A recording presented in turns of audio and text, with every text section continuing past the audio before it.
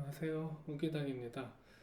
오늘 최근에 많이 이슈가 됐던 임상실험과 임상실험 실패하고 그런 과정에서 주식이 폭락하는 사태에 대해서 좀 말씀을 드릴게요. 일단 기본적인 임상실험 단계를 설명드릴게요. 이런 단계가 있는데 전임상에서는 실험실에서 인비트로 하고 동물 실험을 합니다.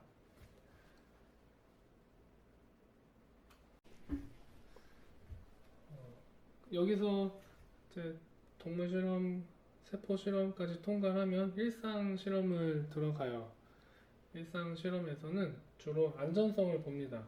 어느 정도 용량을 넣으면 어느 정도 흡수가 돼서 우리 몸에 얼마나 농도를 유지하는가, 그런 파마코카이네틱스를 보는 게 임상 1상이에요. 이때부터 사람한테 들어가는 거죠. 1상을 통과할 확률은 70% 정도 된다고 해요. 그 다음에 2상으로 넘어갑니다. 2상에서는 약효와 부작용을 봅니다. 이걸 보는 이유는 3상에 사용할 용량을 알기 위해서 하는 거예요. 그리고 그 결과 가지고 3상에 디자인합니다. 3상을 플랜을 하죠. 여기까지 부작용을 넘어서면 3상을 들어갈 수가 있죠. 이때까지가 44%의 성공 확률이 있어요. 이 성공 확률이 낮기 때문에 2상을 넘어가면 좀 기대를 하는 면이 있죠. 3상에 넘어가면 대규모 장기 투여를 하고 이중 맹검을 통해서 더 확실하게 하면서 그 대조고는 이 약이 최초의 약이면 밀가루를 쓸 것이고 두 번째, 세 번째 나온 약이라면 기존 약과 비교를 하겠죠. 이렇게 해서 최종적으로 임상 1상부터 3상까지의 누적 성공 확률은 20%, 시판될 확률은 17% 정도 되는데 그 뒤에 물론 시판 후에 또 검사하는 부분이 있지만 이 로또 같은 확률에 많은 제약회사들이 많은 큰 돈을 들이고 그런 돈을 들일 때 하는 비용이 많이 들어가니까 이 비용을 확보하는 방법이 유상증자를 하죠. 혹은 전환채권 발행, 혹은 라이센싱 아웃.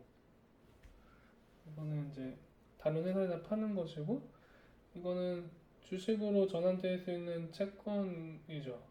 그러니까 돈을 빌리는 거긴 해요. 유상증자는 좀 더 깔끔하게 주식을 발행하는 거고, 어쨌든 이 두 가지는 다 대출이라고 보시면 되고, 요거는 판매라고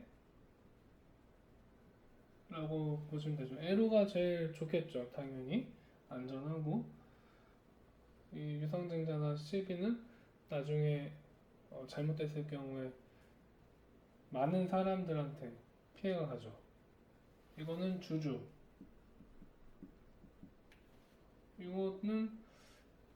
이거 채권을 산 사람도 문제지만 주주와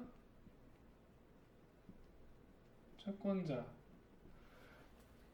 최근에 신라젠 사태가 터졌을 때 가장 문제가 되는 건 이 전환채권의 채권자들이 문제가 돼요.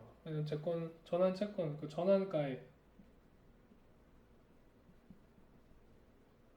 전환가액이 만약에 3만 원인데 주가가 2만 원이다. 그럼 그냥 이 채권은 휴지 조각이 되겠죠? 기껏 해야 전환해서 2만 원을 확보할 수 있겠지만 휴지는 안 되겠구나. 하여튼 그런 문제가 있는데 이런 회사들이 정말 나쁜 마음을 먹으면 이상이 끝났을 때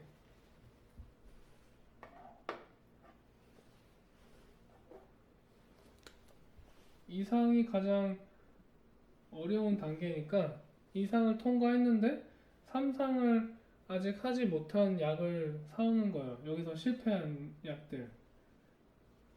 실패한 약.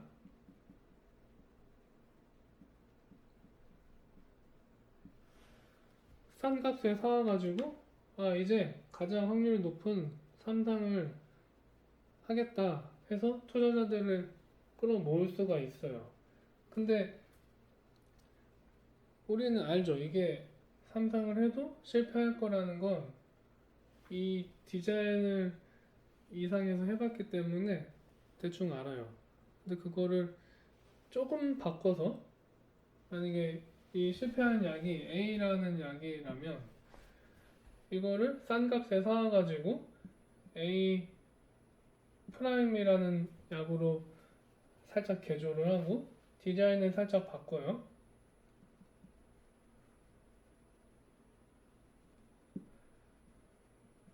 변경해서 3상을 무조건 들어갈 수가 있죠. 왜냐? 2상을 통과했으니까. 약효와 부작용은 확인이 받았죠. 근데 대규모 장기 투여했을 때 효과를 입증하기가 어려운 건데 이걸 조금 바꾼다고 해도 성공할 확률은 거의 없죠. 하지만 3상을 들어갈 수 있다는 거. 그러면 3상을 들어간다고 하고 주가를 올리는 거예요. 이상에서 실패한 약들이 꽤 많이 있어요. 유럽의 제약회사들이 하다가 버린 거, 그거를 헐값에 사와가지고 이렇게 하는 업체들이 있어요. 그게 바이오 거품을 만들고 2, 3년 뒤에, 왜냐면 이거는 2, 3년 걸리거든요. 장기 2, 3년 2, 3년 뒤에 3상이 실패가 되면 이제 이런 모든 문제가 한꺼번에 터지는 거죠. 이 실패한 약을 심폐소생술 해가지고 다시 하는 경우에 이런 경우 좀 조심히 봐야 된다고 말씀드리려고 급하게 영상을 만들었습니다. 다들 조심하시길 바래요.